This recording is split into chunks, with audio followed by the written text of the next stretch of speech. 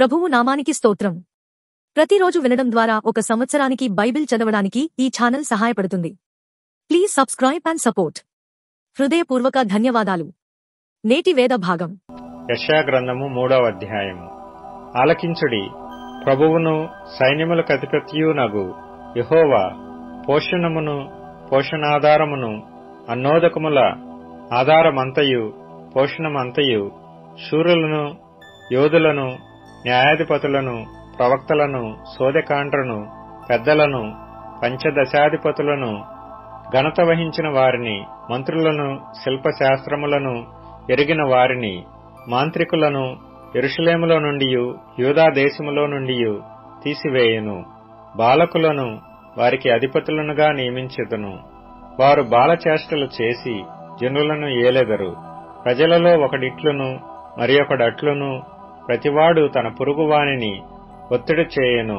పెద్దవానిపైని బాలుడును గనునిపైని నీచుడును గర్వించి తిరస్కారముగా నడుచును.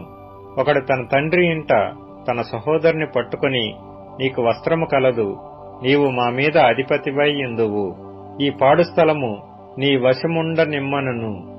అతడు ఆ దినమున కేకవేసి, నేను సంరక్షణకర్తనుగా ఉండనొల్లను, నా ఇంట ఆహారమేమియూ లేదు, వస్త్రమేమియూ లేదు, నన్ను జనాధిపతిగా నియమింపరాదనును. యెరూషలేము పాడైపోయెను, యూదా నాశనమాయెను. యెహోవా మహిమగల దృష్టికి తిరుగుబాటు చేయునంతగా వారి మాటలను క్రియలను ఆయనకు ప్రతికూలముగా ఉన్నవి. వారి ముఖ లక్షణమే వారి మీద సాక్ష్యమిచ్చును. తమ పాపమును మరుగు చేయక సుధమ వారి వలె దాని బయలుపరచుదురు. తమకు తామే వారు కీడు చేసుకొనియున్నారు. వారికి శ్రమ, మీకు మేలు కలుగునని నీతిమంతులతో చెప్పుము. వారు తమ క్రియల ఫలము అనుభవింతురు. దుష్టులకు శ్రమ, వారి క్రియల ఫలము వారికి కలుగును. నా ప్రజల విషయమై నేనేమందును? బాలురు వారిని బాధపెట్టుచున్నారు, స్త్రీలు వారిని ఏలుచున్నారు. నా ప్రజలారా, మీ నాయకులు త్రోవను తప్పించువారు. వారు నీ త్రోవల జాడను చెరిపివేయుదురు. యెహోవా వాదించుటకు నిలవబడియున్నాడు, జనములను విమర్శించుటకు లేచియున్నాడు. యెహోవా తన జనుల పెద్దలను వారి అధిపతులను విమర్శింపవచ్చుచున్నాడు. మీరే ద్రాక్షతోటను తినివేసితిరి, మీరు దోచుకొనిన దరిద్రుల సొమ్ము మీ ఇండ్లలోనే ఉన్నది. నా ప్రజలను నలుగగొట్టి మీరేమి చేయుదురు? బీదల ముఖములను నూరి మీరేమి చేయుదురు అని ప్రభువును సైన్యములకు అధిపతియునగు యెహోవా సెలవిచ్చుచున్నాడు. మరియు యెహోవా సెలవిచ్చినదేదనగా, సియోను కుమార్తెలు గర్విష్ఠురాండ్రై మెడ చాచి నడుచుచు, వరచూపులు చూచుచు, కులుకుతో నడుచుచు తమ కాళ్ల గజ్జెలను మ్రోగించుచున్నారు. కాబట్టి ప్రభువు సియోను కుమార్తెల నడినెత్తి బోడి చేయును. యెహోవా వారి మానమును బయలుపరచును.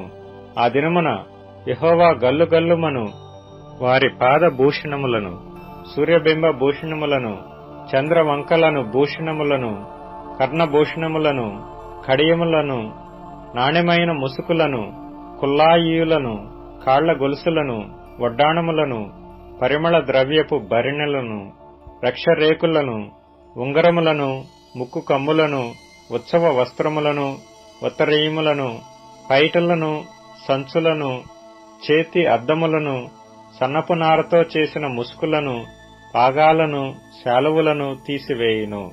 అప్పుడు పరిమళ ద్రవ్యమునకు ప్రతిగా మురుగుడును, నడికట్టుకు ప్రతిగా త్రాడును, అల్లిన జడకు ప్రతిగా బోడితలయు, ప్రశస్తమైన పై వస్త్రమునకు ప్రతిగా గోనెపట్టయు, అందమునకు ప్రతిగా వాతయును ఉండును.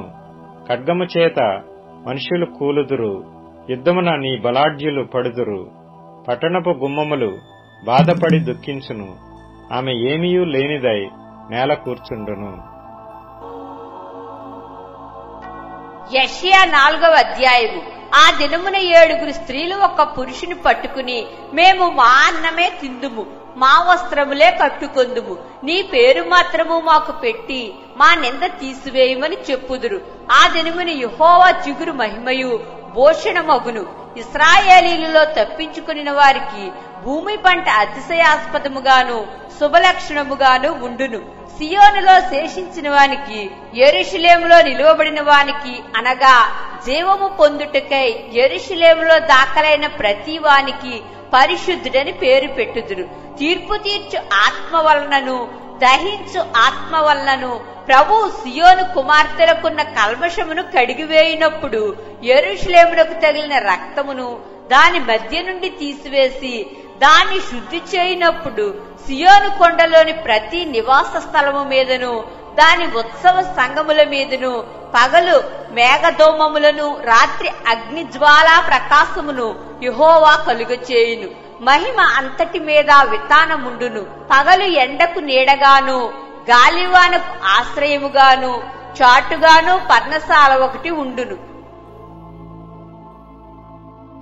మొదటి కొరింథీయులకు రాసిన పత్రిక 7వ అధ్యాయం. మీరు రాసిన వాటి విషయము స్త్రీని ముట్టకుండుట పురుషునికి మేలు. అయినను జారత్వములు జరుగుచున్నందున ప్రతి వానికి సొంత భార్యయుండవలెను, ప్రతి స్త్రీకి సొంత భర్తయుండవలెను. భర్త భార్యకును అలాగుననే భార్య భర్తకును వారి వారి ధర్మములు నడపవలెను. భర్తకే గాని భార్యకు తన దేహముపైని అధికారము లేదు, అలాగున భార్యకే గాని భర్తకు తన దేహముపైని అధికారము లేదు. ప్రార్థన చేయుటకు మీకు సావకాశము కలుగునట్లు కొంతకాలము వరకు ఉభయుల సమ్మతి చొప్పుననే తప్ప ఒకరినొకరు ఎడబాయకుడి.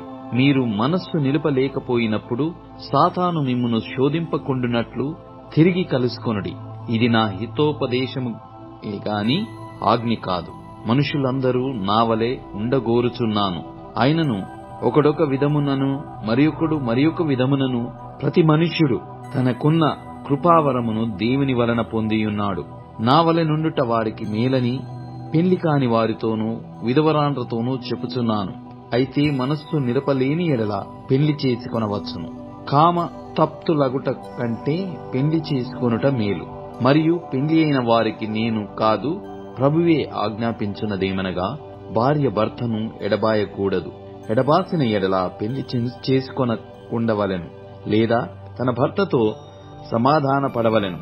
మరియు భర్త తన భార్యను పరిత్యజింపకూడదు.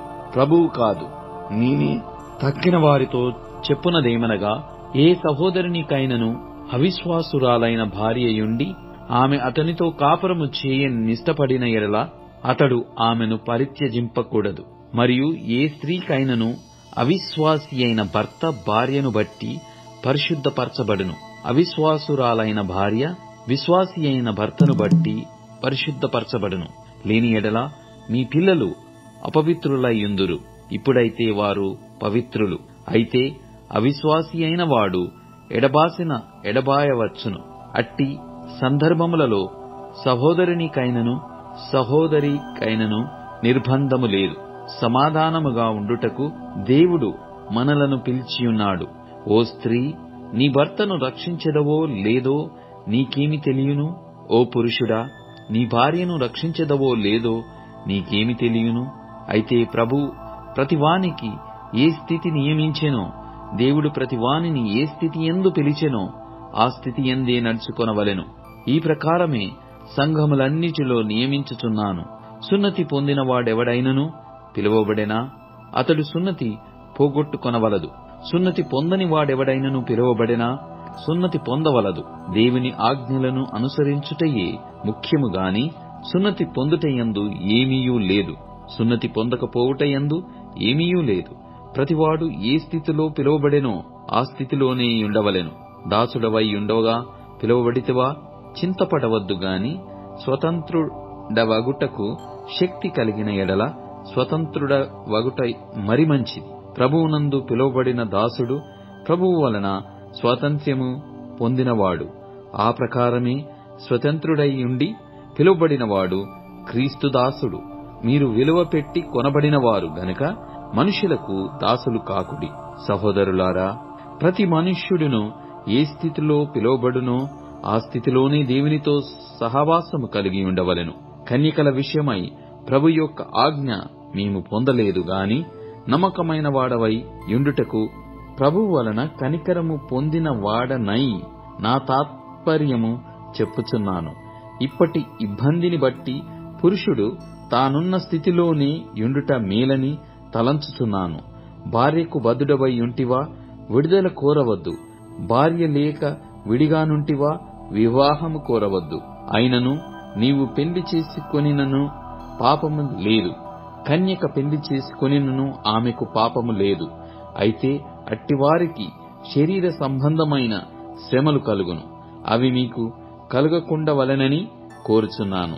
సహోదరులారా, నేను చెప్పునదేమనగా, కాలము సంకుచితమయ్యున్నది గనుక ఇక మీదట భార్యలు కలిగిన వారు భార్యలు లేనట్టును, ఏడ్చువారు ఏడ్వనట్టును, సంతోషపడువారు సంతోషపడనట్టును, కొనువారు తాము కొనినది తమది కానట్టును, ఈ లోకము అనుభవించువారు అమితముగా అనుభవింపనట్టును ఉండవలెను.